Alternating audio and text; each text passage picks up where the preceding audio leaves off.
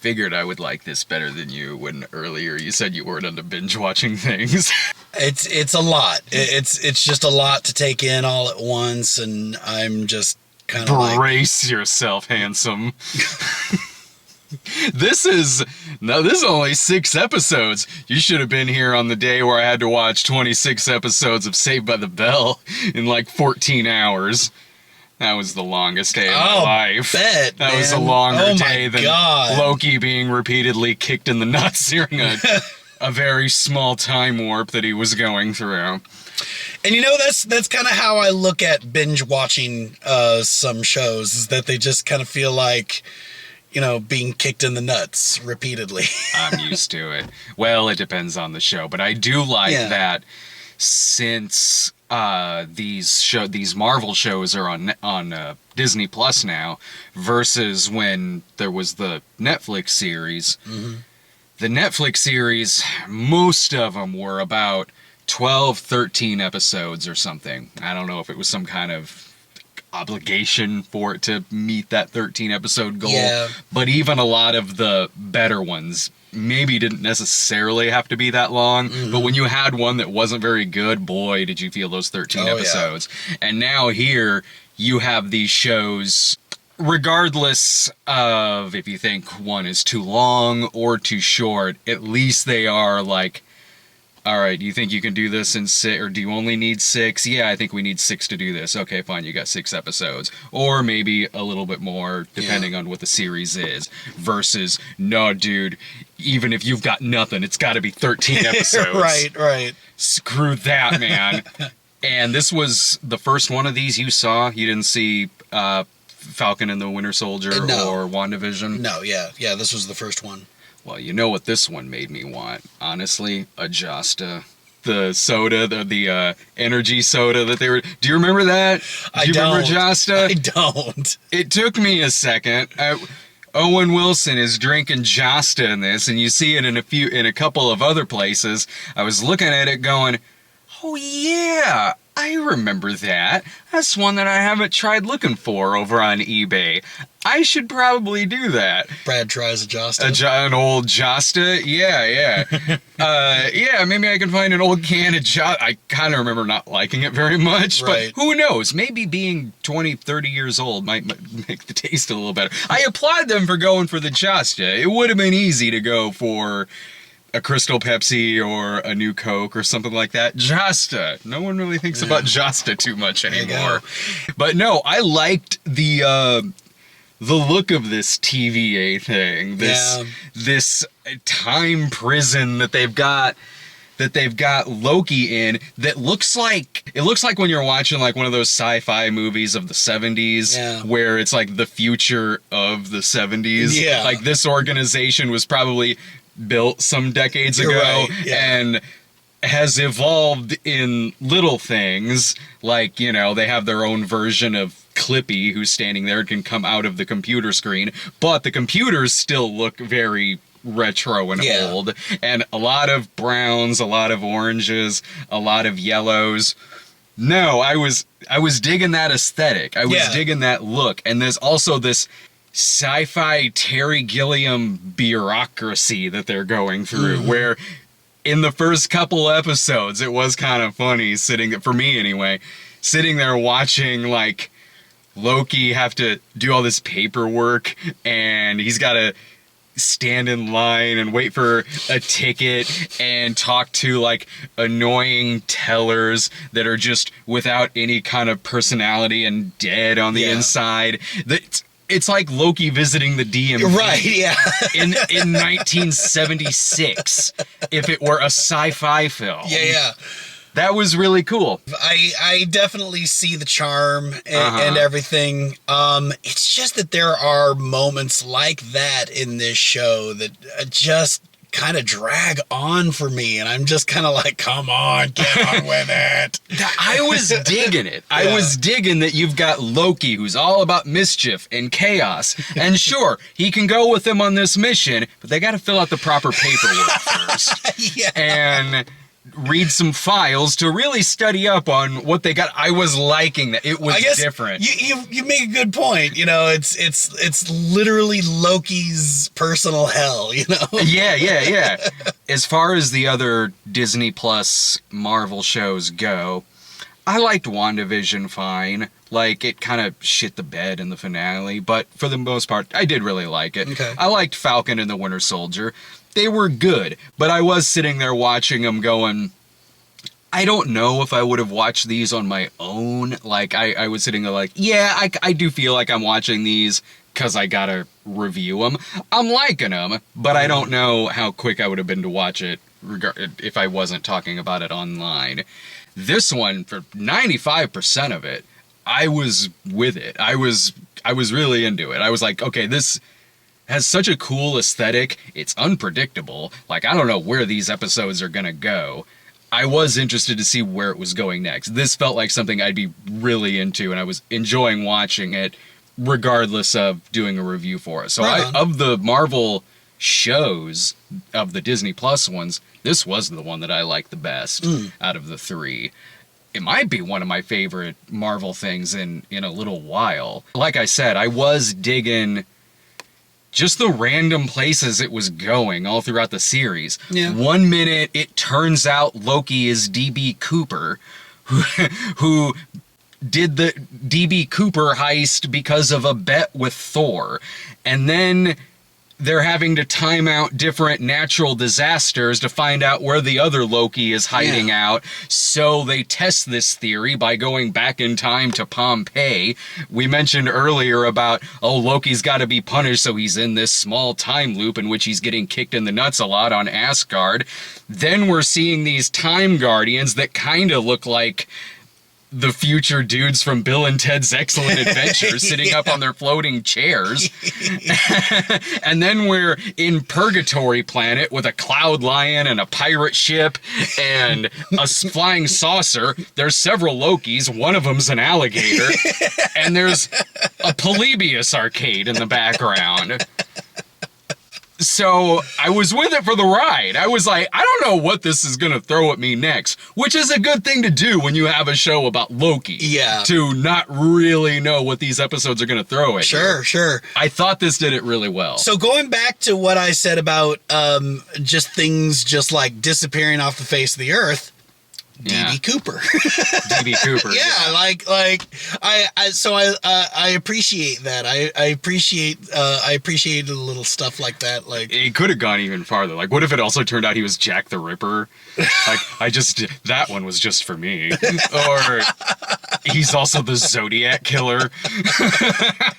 Maybe if it was still on Netflix, that would have been the case. I liked how the show did have a lot of moments for the characters to bond with each other, get to know each other. Some of them developing this odd friendship, even though one doesn't know if he can trust the other, but they start liking each other over the course of it. And the show does devote a lot of time to the dialogue between these characters. You know, they'll be on, you know, when they leave Pompeii, they'll go to another planet in the future where there's like a 50s diner there at one point. The moon is getting too close. It's destroying it. So then they go into the city, which kind of looks like Schumacher's Gotham City.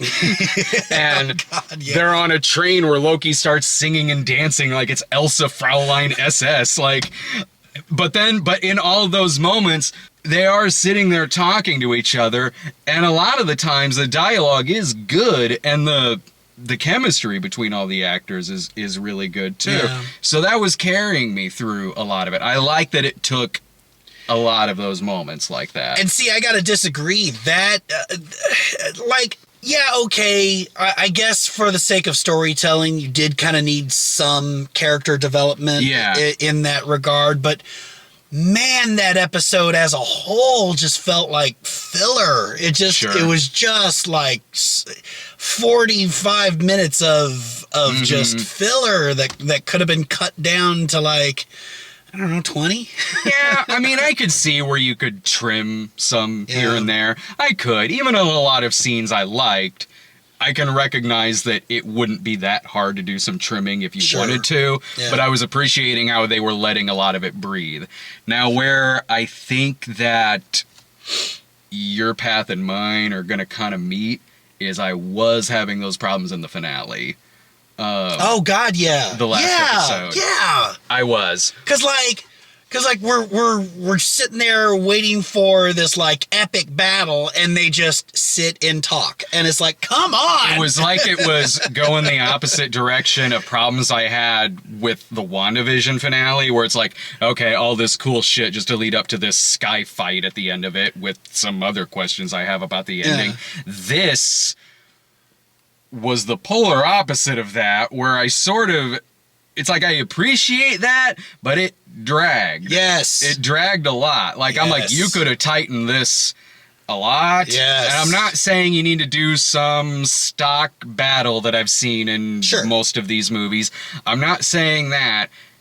But I was losing interest when they're in there with the He Who Remains that Jonathan Majors is playing.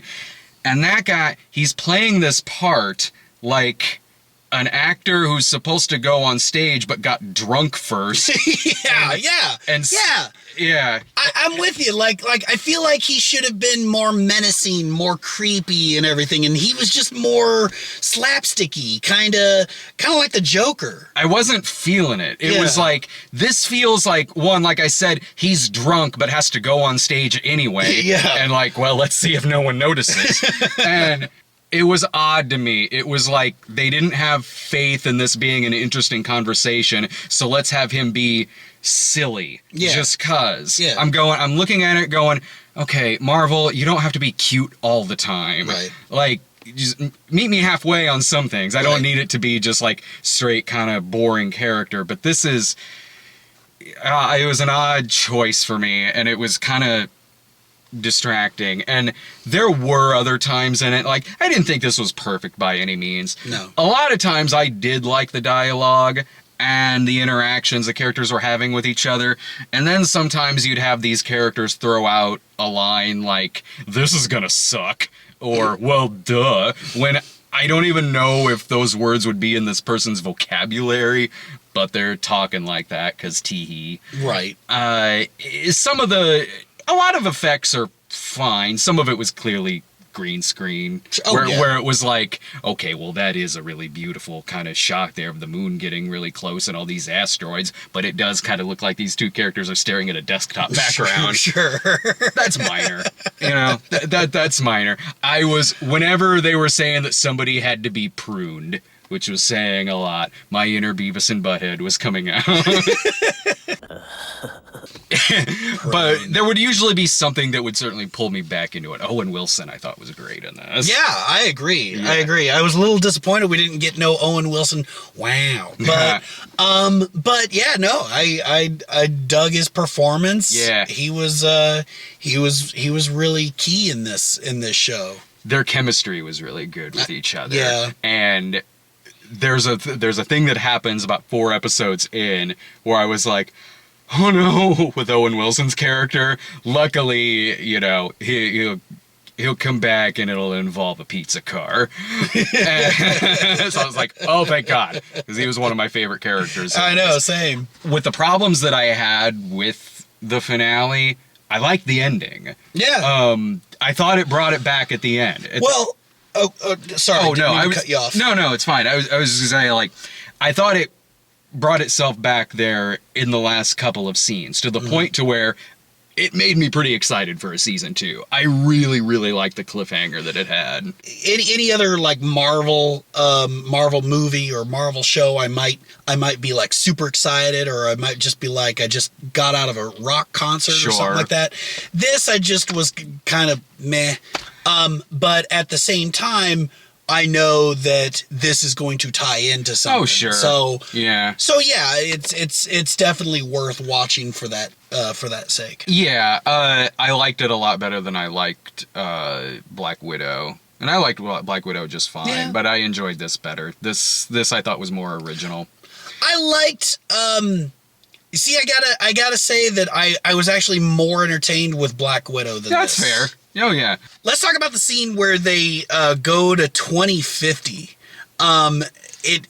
They go to this that grocery store, or that that department store. I liked that. Yeah. I dug that, but I was also kind of thinking to myself, I was looking at some of the products on the shelves, and I was just like, they almost look like this kind of stuff we have now, and I was like, I would hope that in 30 years we have better technology. I kind of liked that, where it was sort of like how I felt about the TVA, where it's like, this is the future of the 70s. Yeah. That was like, okay, it's 30 years in the future, but little things are still there. Yeah. Like the department store with the flickering fluorescent lights. And it's sort of like when you're driving through a small town and it kind of still looks like, 1987 a little bit. Yeah. There's like touches of it that are like that. So I liked that. I thought that was cool. Okay. I was just talking more about, like, for example, there was an Alienware computer on the shelf, and I'm just thinking to myself, I mean, will Alienware still be around in 30 years? Might be, depending on what the timeline is. But before you give your grade, be glad in terms of Marvel shows, you're here to binge watch 6 episodes of this, and not the day that I had to watch all 13 episodes of Iron Fist. Oh, Iron Fist. Yeah. I thought you were going to say Saved by the Bell again. No. Iron Fist was probably a longer day. Yikes. Maybe longer than Saved by the Bell. Well, I mean how it feels. Maybe like some things in Iron Fist were okay, but the stuff that didn't work, did it really not work? It didn't, and it was long, and it was really, really long. So what grade do you give this? I am actually gonna give this a C+. Oh, okay. I actually thought you were gonna go lower. I guess my Iron Fist argument really did the trick. Like, wow, I was sitting at a D-, but once you brought up Iron Fist, like I said, if you're if you're like me and you're a Marvel fan and you want to make sure that you're you're up to speed with the upcoming movies and everything, you should definitely watch this. But yeah, I definitely have some complaints. Sure. I would, for a lot of this, I was sitting at about an A-, but when it was kind of dragging for me in the last episode, sure, the last couple scenes brought it back for me, but with little issues I had with those, I'd give it a B+, a really positive B+. You enjoyed it that much? Wow. I did. A-. Wow. Oh yeah, I did. You were on the verge of an A-. I was, yeah. Huh. It's that 70s aesthetic, man. It was really cool. I'm like, this is old retro future. All right. And I dig that too. I'm just not as excited about it as you are. Like, looks like my old basement. Well, we'll have Fear Street 1666 coming up. I'll try to find a theater that's showing Pig too, Nicolas Cage. But until then, take care.